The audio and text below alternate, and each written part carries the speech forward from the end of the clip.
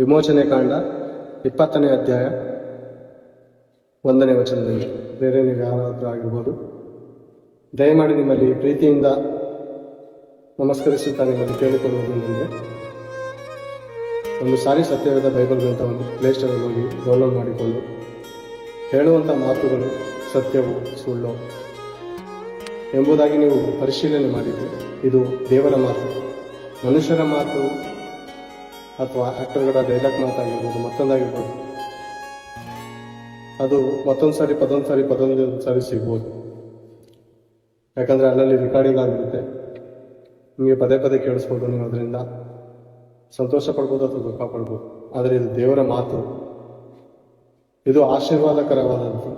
ಒಂದು ಸಾರಿ ಆಶೀರ್ವಾದ ಬಾಗಿಲನ್ನು ನಿಮ್ಮ ಮನೆಯನ್ನು ತಟ್ಟುವಾಗ ನೀವು ಬಹು ಜಾಗ್ರತೆಯಿಂದ ಆ ಆಶೀರ್ವಾದಕ್ಕೆ ಎಡೆ ಕೊಟ್ಟು ಬಾಗಿಲನ್ನು ತೆರೆದು ಆಶೀರ್ವಾದವನ್ನು ಬರಮಾಡಿಕೊಂಡ್ರೆ ಅದರಿಂದ ನಿಮಗೆ ಅದೃಷ್ಟ, ಆಶೀರ್ವಾದ, ಸೌಭಾಗ್ಯ, ಬಿಡುಗಡೆ, ರಕ್ಷಣೆ ಉಂಟಾಗುತ್ತದೆ. ಓಕೆನಾ?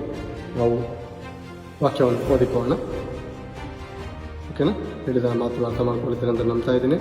ದೇಶದಲ್ಲಿ ಸತ್ಯವೇದ ಬೈಬಲ್ ಗ್ರಂಥವನ್ನು ಡೌನ್ಲೋಡ್ ಮಾಡ್ಕೊಂಡು ನೀವು ಯಾವುದೇ ಕುಲ, ಯಾವುದೇ ಭಾಷೆಯವರಾಗಿರ್ಬೋದು, ಒಂದು ಸಾರಿ ಬೈಬಲನ್ನು ಓದಬೇಕಾಗಿರೋದು ಬಹಳ ಅವಶ್ಯಕತೆ.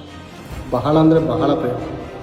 ಜೀವನದಲ್ಲಿ ಏನಾದರೂ ಸಾಧನೆ ಮಾಡೋದೈತೆ ಅಂತ ಹೇಳಿದ್ರೆ, ನಮ್ಮ ದೃಷ್ಟಿ ಜೀವನದಲ್ಲಿ ಏನಾದರೂ ಸಾಧನೆ ಮಾಡಬೇಕು, ವರ್ಲ್ಡ್ ರೆಕಾರ್ಡ್ ಮಾಡಬೇಕು ಅಂತಂದರೆ ನನ್ನ ದೃಷ್ಟಿಯಲ್ಲಿ ಬೈಬಲ್ ಗ್ರಂಥವನ್ನು ಸಂಪೂರ್ಣ ಒಳ್ಳೆ ಮನಸ್ಸಿನಿಂದ ಓದುವಂಥದ್ದು. ಪ್ರಾರಂಭದಿಂದ ಆದಿಕಾಂಡದಿಂದ ಪ್ರಕಟಣೆ ಗ್ರಂಥದವರೆಗೂ 66 ಪುಸ್ತಕಗಳು. ಅದರಲ್ಲಿ ಹಳೆ ಒಡಂಬಡಿಕೆ ಬಂದು 39 ಪುಸ್ತಕಗಳು, ಹೊಸ ಒಡಂಬಡಿಕೆ ಬಂದು 27 ಪುಸ್ತಕಗಳು. ಹಳೆ ಒಡಂಬಡಿಕೆ ಬಂದು ಕ್ರಿಸ್ತ ಪೂರ್ವದಲ್ಲಿ ನಡೆದಿರುವಂಥ ವಿಷಯಗಳು, ಹೊಸ ಒಡಂಬಡಿಕೆ ಬಂದು ಕ್ರಿಸ್ತನು ಬಂದ ಮೇಲೆ ನಡೆಯುವಂಥ ವಿಷಯಗಳು, ಕ್ರಿಸ್ತ ಪೂರ್ವದಲ್ಲಿ ನಡೆಯುವಂಥ ವಿಷಯಗಳು. ಇದು ನೀವು ತಿಳ್ಕೊಂಡ್ರೆ ನಿಮ್ಮ ಜೀವನ ಸಾರ್ಥಕವೆಂದಲೇ ಹೇಳ್ತೀವಿ. ಜೀವನ ಸಾರ್ಥಕ. ಓದಿಕೊಳ್ಳೋಣ. ವಿಮೋಚನೆ ಕಾಂಡ 20ನೇ ಅಧ್ಯಾಯ 1ನೇ ವಚನದಿಂದ. ದೇವರು ಮುಂದಣ ಆಜ್ಞೆಗಳನ್ನೆಲ್ಲ ಕೊಟ್ಟನು. ನೀನು ದಾಸತ್ವದಲ್ಲಿದ್ದ ಐಗುಪ್ತ ದೇಶದೊಳಗಿಂದ ನಿನ್ನನ್ನು ಬಿಡುಗಡೆ ಮಾಡಿದ ಯೆಹೋವನೆಂಬ ನಿನ್ನ ದೇವರು ನಾನು. ಯೆಹೋವನು ಎಂಬ ನಿನ್ನ ದೇವರು ನಾನೇ, ನಾನಲ್ಲದೆ ನಿನಗೆ ಬೇರೆ ದೇವರುಗಳು ಇರಬಾರದು. ನಾನಿಲ್ಲದೆ ನಿನಗೆ ಬೇರೆ ದೇವರುಗಳು ಇರಬಾರದು ಅಂತ ಯಾವಾಗ ಹೇಳಿರೋದು ಈ ಮಾತು ಗೊತ್ತಾ? ಪ್ರಾರಂಭದಲ್ಲಿ ಹೇಳಿದ್ದಾರೆ ಆ ದೇವರು. ಪ್ರಾರಂಭದಲ್ಲೇ ನಮ್ಮ ಹಿರಿಯರಿಗೆ ಹೇಳಿದಂಥ ಮಾತು ಏನಂದರೆ, ನಾನಿಲ್ಲದೆ ನಾನೊಬ್ಬ ದೇವರಾಗಿದ್ದೆ, ನಾನು ಒಬ್ಬನಾಗಿದ್ದೇನೆ, ನಾನು ಆತ್ಮಸ್ವರೂಪನು, ನಾನು ಶಕ್ತಿ ಸ್ವರೂಪನು, ನಾನು ಪರಮಾತ್ಮನು, ನಾನು ಸೇನಾಧೀಶ್ವರನು, ನಾನು ಸರ್ವೇಶ್ವರನು, ನಾನು ಒಬ್ಬನೇ ಆಗಿದ್ದೇನೆ.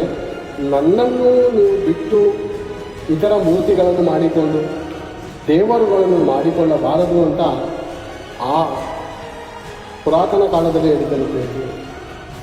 ಅಂದರೆ ಕ್ರಿಸ್ತ ಪೂರ್ವದಲ್ಲೇ ಹೇಳಿರುವಂಥ ಮಾತುಗಳು ನೋಡಿಕೊಳ್ಳೋಣ. ಮತ್ತೊಂದು ಸರಿ ಇವತ್ತು ನಿಮಗೋಸ್ಕರ ಯೆಹೋವನೆಂಬ ನಾನು. ಯೆಹೋವನು ಅಂದರೆ ಯಾವುದೋ ದೇಶದ ಯಾವುದೋ ಗ್ರಾಮದ ದೇವರು ಅನ್ಕೋಬೇಡಿ. ಇಡೀ ಪ್ರಪಂಚಕ್ಕೆ ದೇವರು ಯೆಹೋವನು ಅಂದರೆ ಸರ್ವಶಕ್ತನು, ಸರ್ವವ್ಯಾಪಿ, ಸರ್ವಬಲ್ಲವನು,